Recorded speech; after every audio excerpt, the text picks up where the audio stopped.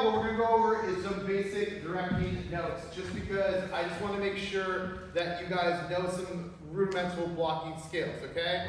So right now I'm going to show you a little bit of a clip from the Crucible of a version we are interested in not copying, but getting a lot of heavily inspired by for next year's Crucible. So we're going to put on the scene where the girls are all together, and the reason why I'm picking this scene is because of the stage blocking, because of the ensemble work, because of the body movement and all of that. So I want you all to see it, get inspiration from it, and then we're going to talk about it, and I'm going to have a couple of you come up here and show you guys some rudimentary staging, blocking things, because as a technical director, blocking is the most important thing to me.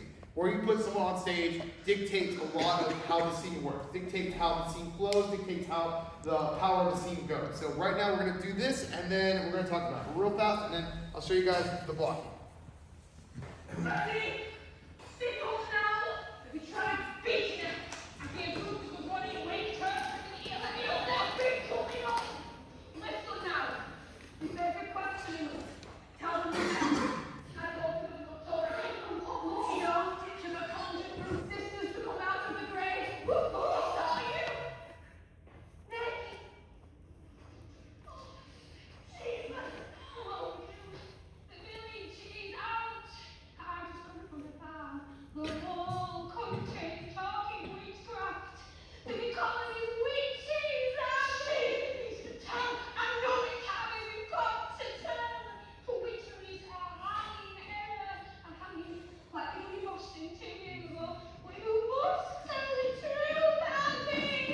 We will be bewitched, but that is sin. Can you understand? Oh, real bewitched. I used to know it. Abby, I only look. Oh, and you're a great one. Look it at you, Mary Warren. What a grand feat and courage you have. Becky, wake up now. It's Abigail. I'll beat you, Becky. By you seeming truly. I talked to your papa. I told him everything. So there's nothing to do. I want my mama. What ails you, Becky? Your mama's dead and buried. I'll fight, Mama. Let me lie! Everything. He knows now. He knows everything. Blood on it. You didn't tell him that. You never say that again. You never say that again. You did. You drank a child to kill John Proctor's wife. You drank a child to kill Rosemary. Not Rosemary.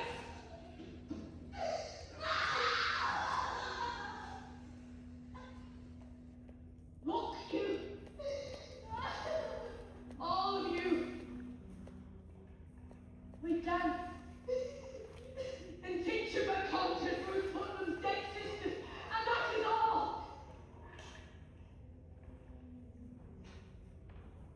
And mark this. Let any of you read the word, or the it of the word, about the other things. I will come to you in the black, awesome, terrible night, and I will bring a pointed reckoning that will settle me. And you know I can do it. I saw Indians smash my dear parents' heads on the pillow next to mine. I've seen some reddish work done at night, and I can make you wish you'd never seen the sun go down. Now, you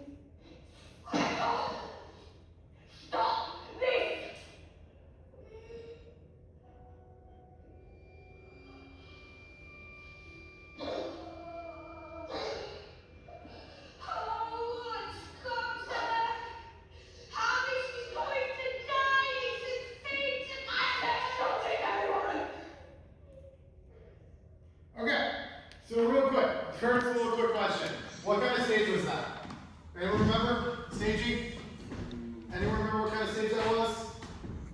Black box. How many audience was facing? How many? How many audience sides are the audience? 1. No, 3. So what's that?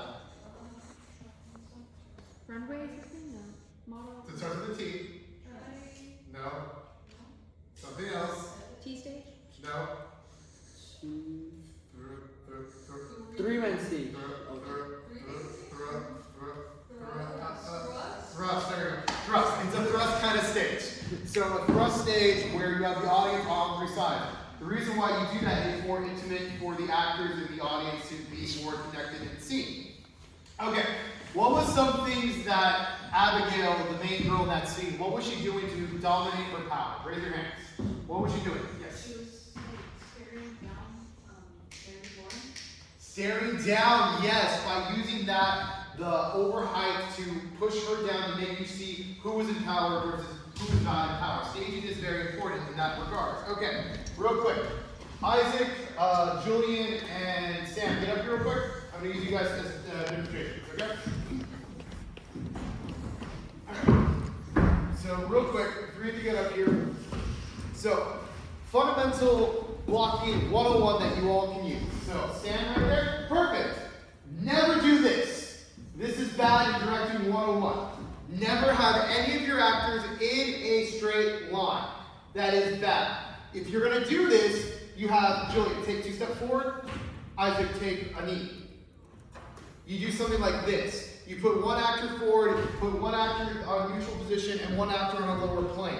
That way you can do it like that. Or, Isaac, come over here, get over there on the step, and then you can sit down there. You want your actors to form a shape that your actors can be seen by everyone. You don't want them to all be standing in the same area because lines are bad for theater. You never want lines. You always be looking. Now, if you're another actor and you're in lines with that actor, notice it.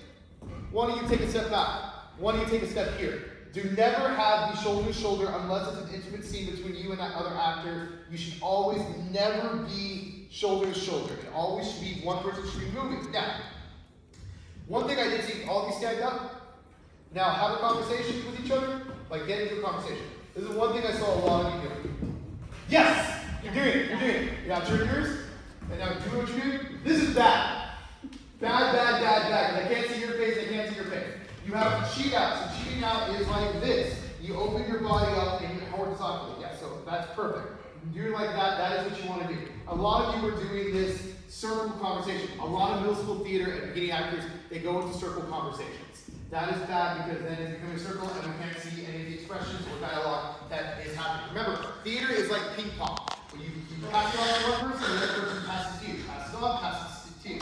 Now, next thing we're going to be talking about is, so, going to that. So, right now, show me, Julian, you're in power, you two are worshiping Julian, or you guys are peasants. What would that look like? Show me my stage line. Exactly. You have one in the middle, 2 there. All right. Now, one of you is worship. No, Sam, worshiping Julian. Isaac, you hate Julian. How should you represent that in your blocking?